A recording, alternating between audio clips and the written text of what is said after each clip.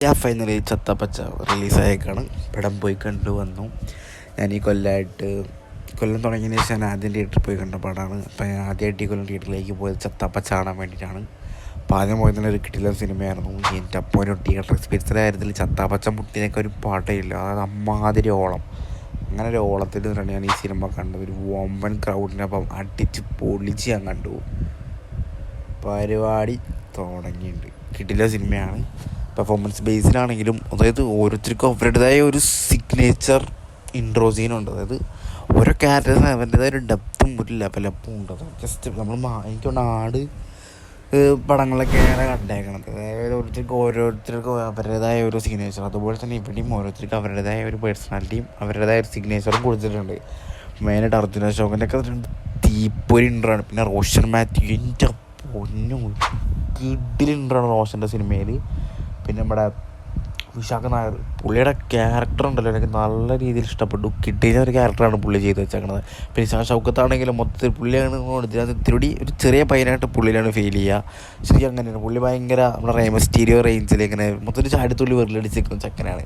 അവനോടാണ് കൂടുതലായിട്ട്, അവനാണ് ഏറ്റവും കൂടുതൽ ഇപ്പോൾ നല്ലൊരു ക്രേസും ഒക്കെ തുടങ്ങി വയ്ക്കുന്നതും ഒക്കെ അവൻ തന്നെയാണ്. ഇഷാൻ ഷൗക്കത്ത് തന്നെയാണ്. അപ്പം 4 പേരും, അതായത് നമ്മുടെ അർജുന അശോകനും വിശാഖ നായറും ഇഷാൻ ഷൗക്കത്തും റോഷൻ മാത്യും തകർത്ത് ആടിയിട്ടുണ്ട്. സിദ്ദിഖിനായിട്ട് അടിപൊളി. പിന്നെ നമ്മുടെ ഒനിയൽ സാബുവിൻ്റെ എനിക്ക് എൻ്റെ പൊന്നോ കിഡിലനായിട്ടുണ്ട് കേട്ടോ. അവൻ പെഡായിട്ട് ചെയ്ത് കഴിഞ്ഞാൽ ഒരു കിഡിലൻ പെർഫോമറാണ് പുള്ളി. പിന്നെ നമ്മുടെ ബസ്മാസുരൻ എന്താ സിനിമയിൽ ചില കോമഡി സീൻസൊക്കെ അടിപൊളിയായിട്ട് വർക്ക് ചെയ്തിട്ടുണ്ട്. പിന്നെ നമ്മുടെ കാർമേനല്ലേ, അവളും കുഴപ്പമില്ല, അവളും അടിപൊളിയായിട്ട് തന്നെ ചെയ്തിട്ടുണ്ട്. എനിക്ക് തോന്നുന്നത് ഒരു ഫീമെയിൽ ഫൈറ്റർ പുള്ളിക്കാരത്തി കിട്ടിയ റോള് പെഡായിട്ട് തന്നെ ചെയ്തിട്ടുണ്ട്. പിന്നെ സിനിമയുടെ ആർട്ട് വർക്കൊക്കെ വേറെ ലെവലാണ്. പിന്നെ BGM സിനിമയിലെ ഒരു കറക്റ്റായിട്ടൊരു സോങ്ങിൻ്റെയൊക്കെ പ്ലേസ്മെൻ്റൊക്കെ വേറെ ലെവലാണ്. നമ്മുടെ മറ്റേ കാർണിവൽ എന്ന് പറഞ്ഞിട്ട് സോങ് ഒന്നില്ലേ, അയ്യോ ആ സോങ്ങൊക്കെ തീപ്പുരിയാണ്. അതിൻ്റെയൊക്കെ ഒരു ബീറ്റ് ഉണ്ട്. അത് തിയേറ്ററിൽ നിന്ന് അടിക്കുക അമ്മാതിരി ഓളമിട്ടായിരുന്നു. പിന്നെ വെള്ളച്ചെൻട്രി മമ്മൂക്കയുടെ എൻട്രിയും തകർത്തു എന്ന് പറയാം. കിഡിലായിട്ടുണ്ട്. നമുക്ക് അതായത് ഓൾറെഡി പിള്ളേർ തകർത്തുകൊണ്ട് നിൽക്കുകയാണ്. അപ്പോൾ പിന്നെ ശരിക്കും അവിടെ ആ ഒരു ക്യാമിയോക്ക് ഇത്തിരി ഒരു പുള്ളപ്പ് കൊടുക്കാമായിരുന്നു. അതായത് അവിടെ പിള്ളേർ ഡൗണായി നിൽക്കണമായിരുന്നു. അപ്പോഴാണ് ഒരു ക്യാമിയോ മമ്മൂക്കടെ വരുന്നതെങ്കിൽ ഇത്തിരി ഇമ്പാക്റ്റ് കിട്ടിയത്. പക്ഷേ പിള്ളേരവിടെ നിന്ന് പൊളിച്ചുകൊണ്ട് നിൽക്കുകയാണ്. അപ്പോഴും അവർക്കൊരു കുറവൊന്നുമില്ല. അവർ എപ്പോഴും ഹൈ ലെവലിലാണ്. അവർ ഹൈ മൊമെൻറ്റ്സ് തന്നെയാണ് മമ്മൂക്കയുടെ ഇൻ്റർവ്യൂ വരുന്നത്.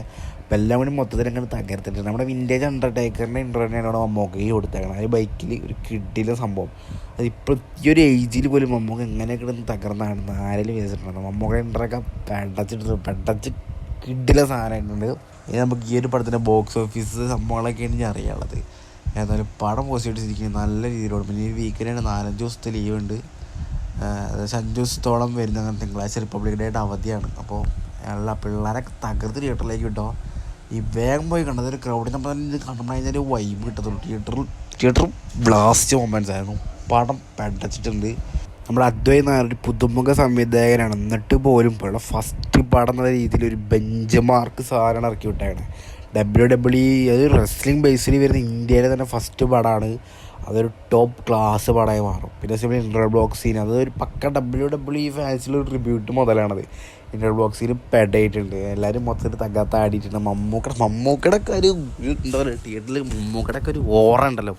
നമുക്കതങ്ങനെ ഒരു പ്രസൻസ് നമുക്കൊരു ഫീൽ ചെയ്യും. മമ്മൂക്കയുടെ ഒരു ക്യാരക്ടറും ഒരു വാൾട്ടറിൻ്റെ ഒരു പവറും കൂടെ നമുക്ക് അവിടെ ഫീൽ ചെയ്യും. അത് തിയേറ്ററിൽ പ്രത്യേകിച്ച് ഇങ്ങനത്തെ സാധനമൊക്കെ FDFS പോയി കാണുമ്പോൾ കിട്ടുന്നൊരു ഫീലുണ്ട്.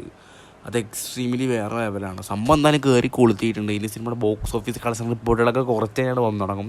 പിന്നെ രാത്രിക്ക് നമുക്ക് കാര്യങ്ങൾ ഏകദേശം പിടി കിട്ടും. മോളിവുഡ്, അതായത് ഈ കൊല്ലം 2026 വർഷത്തെ മലയാളത്തിൽ ആദ്യം 100 കോടി ആവട്ടെ ഈ ഒരു പടം എന്ന് നമുക്ക് ആഗ്രഹിക്കാം. അപ്പോൾ അടുത്തൊരു വീഡിയോ കാണാം. ചാനൽ സബ്സ്ക്രൈബ് ചെയ്യാൻ മറക്കരുത്. ബൈ. അപ്പോൾ വാൾട്ടറും എല്ലാവരും തൂക്കിയിട്ടുണ്ട് കേട്ടോ.